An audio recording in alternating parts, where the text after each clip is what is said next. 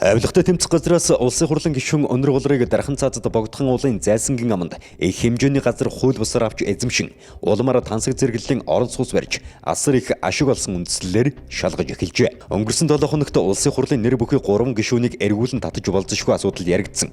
Тэгвэл улсын хурлын гишүүн өнөр болор зайсанд хууль бусаар газар авсан, зөвшөөрлгүй барилга барьсан, өндөр үнээр зарсан гэх асуудлаараа шалгагдаж улсын хурлын гишүүнээсээ чөлөөлөгдөж болцсошгүй болжээ. Улсын хурлын гишүүн өнөр болрыг хууль хяналтын байгууллагууд шалгаж эхэлсэн хэргийг тодруулбал байгаль орчин аялал жуулчлалын авилгатай тэмцэх газар, мэргэжлийн хяналтын ерөнхий газар, улсын мөрдөн байцаах газрын хамтарсан ажлын хэсэг, офшор бүсэд данстай улс төр бизнесийн томчууд мөнгөө Монголд оруулж ирж тансаг зэрэглэлийн барилга барьж зарах байдлаар угаасан байж болцсошгүй ноцтой хэргийн сэжүр илрүүлсэн байна. Тиймээс дархан цаазад богдхон уулын амуудыг самнаж тэнд баригдсан үнэтэй тансаг, амны болон нийтийн орон сууцнуудыг хиний ямар компани барьсан, санхүүжилт нь хаанаас гарсан, газрын зөвшөөрлөө ямар замаар авсан, хууль зөрчсөн эсэх гээд бүх мэдээллийг эхнээс нь нягтлан шалгаж, цаад эддийг нь илрүүлэх ажиллагааг хууль хяналтынхан эхлүүлсэн байна. Сонирхолтой нь дархан цаазад богдхон уулын зайсангийн аманд их хэмжээний газар хууль бусаар авч эзэмшин улмаар тансаг зэрэглэлийн амны болон нийтийн орон сууц барьж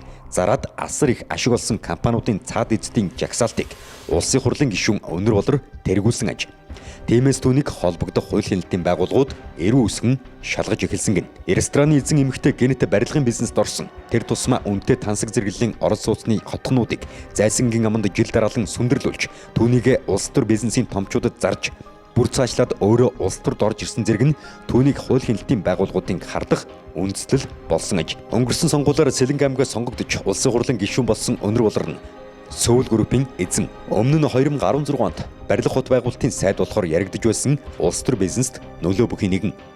Тэрбээр жилдээ 853 сая төгрөгийн орлоготой 12 орон сууцтай 7.5 тэрбум төгрөгийн хадгаламжтай Сөүл, Royal Window, Зэндмэн хурах, Inox зэрэг компаниудыг эзэмшдэг.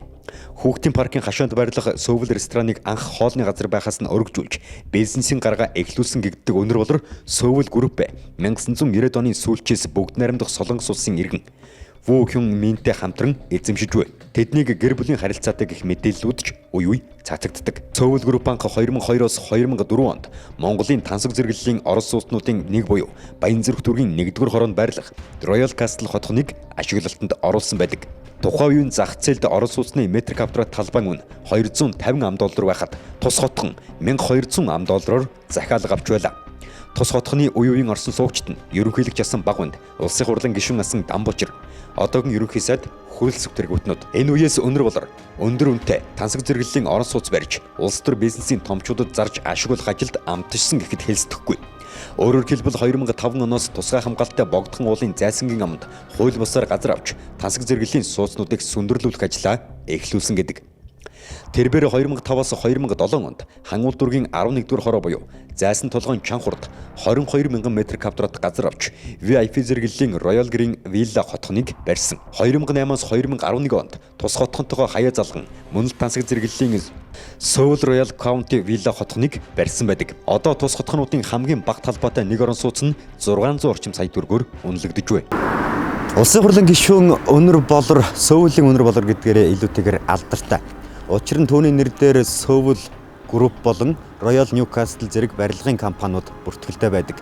За тэдгээр компаниудынхаа нэр дээр эрхэм гишүүн өнөр болор зайсангийн ам буюу дархан цаазад богдхон уулын амуудыг тэр чигт нь барилгажуулсан гэхэд болно.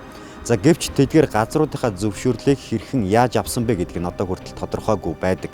За тэдгээр барилгуудын нэг нь яг ард харагдаж байгаа зайсангийн аманд баригдсан Royal Green Villa хотхон харагдаж байна. За энэ хүү хотхон нь 22,974 м2 талбайг хамарсан нийтдээ 6 блоктой том хэмжээг хамардаг юм хотхон. За замынх нь яг эсрэг талд мөн л түүний барьж байгуулсан хотхон буюу Сөүл Royal County хотхон барилж байгаа. Мөн л талбайн хэмжээний хувьд үүнтэйгээ дүүцгүүц том хэмжээг хамардаг. За энэ мэтэр эрхэм гишүүн өнөр болор зайсангийн амыг бүхэлд нь өөрийнхөө компаниудаар орон сууцжуулж барилгажуулжээ. За гэвч газрынхаа зөвшөөрлийг хэрхэн яаж авсан бэ? Санхүүжилт нь хаанаас гарсан бэ? Тэрбумаар үнэлэгдэх тансаг зэрэглэлийн 3 хотхон барьж зарсан улсын хурлын гишүүн Сөүл группийн эзэн өнөр болрын өндөр үнэтэй амны болон нийтийн орон сууц барьж зарах бизнес 2012 оноос улам хүчээ авсан гин.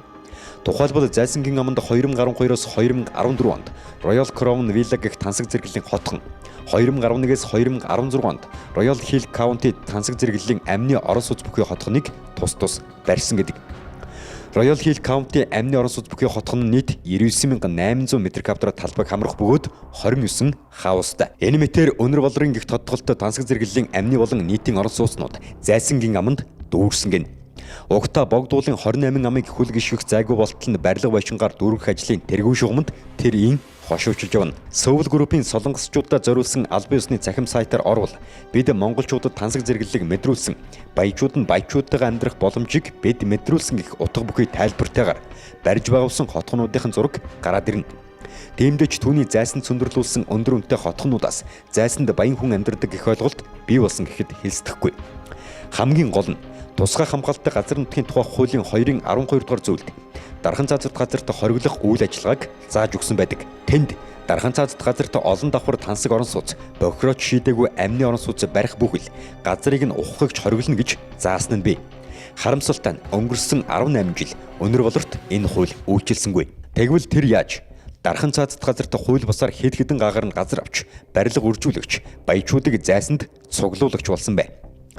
Улсын хурлын гишүүн өнөр болрыг улс төрийн хүрээлэлд улсын хурлын дарга асан Мия Гомбын энхүүлтийн хүн гэдэг юм билээ. Хин хэнийх нь намтар дүүгийг ухаад үзвэл хоорондоо их ойр байцгаажээ. Энхүүлтийн бараа намтарт хотын өнд хүрэх бүх газрыг зарсан гэх үйлбэр заавал дурддагддаг. Энэ үүднээс нь харвал энхүүлд 1996-аас 2005 онд хотын дарга байсан. Өнөр болор 2002 оноос хотын А зэрэглэл зайсан орчимд тансаг орон сууцнуудыг сүндэрлүүлж эхэлсэн. Цаг хугацааны хувьд ингэж давхацдаг. Энхүүлд газар өгч өнөр болор барилга барьдаг байсан гэмээр шуудхандаа тэд энэ үеэс гар ганцаг нийлжээ. Түүнчлэн энхүүлд 2003 онд Бүгд найрамдах Солонгос улсын Гуан их сургуулийн төрийн захиргааны хүнд доктор, 2005 онд Бүгд найрамдах Солонгос улсын Сөүл хотын хүндэт иргэн болж байв. Өнөр болрын Сөүл группийн гол хөрөнгө оруулагч нь Бүгд найрамдах Солонгос улсын иргэн болохоор өөрийн хотынхоо хүндэт иргэн болгосон ч үз. Цаашлаад энхүүлд 2016 онд Монгол Ардын намдаа ялалт авчирсныхаа дараа Эрдэнэ нутгийг ерөнхий сайдуулгаж түүнээр дамжуулан хотын дарга байх үеэсээ хамтран ажилласан өнөр болрыгоо барилга хот байгуулалтын сайдад зүтгүүлсэн ч хувьдаа барилгын компанитай буюу ашиг сонирхлын зөрчилтэй гэгдээд тэнцээг өгдөг. Улмаар 2017 онд ерөнхийлөгчийн сонгуульд өрсөлдөхдөө Багтаа Мөнл өөрийн фракцийн Эрдэнэ нут өнөр болор нарыг ажилуулсан. Энхүүлтийг хотын дарга байхад нь түүнээс хотын аль хүнтэй газруудыг авчихсан учраас сонгууль бүрийг нь санхүүжүүлдэг гэж өнөр болрыг хэвлэлүүд онцлдог нь ийм учиртай. Өнөр болор өнөөч энхүүлтоос урваагүй дээр өнгөрсөн сонгуулийн үеэр Эрдэнэ нутгийн шоронд ороход тэр эргэж очиж суллах хүсэлт илгээж байлаа. Энэ мэтэр улсын хурлын гишүүн Сөүл группээр овоглогч өнөр болорт газрын 8 авилга албан тушаалын асар зузаан хавтас тэрэг үүсч болцсошгүй байгааг нь.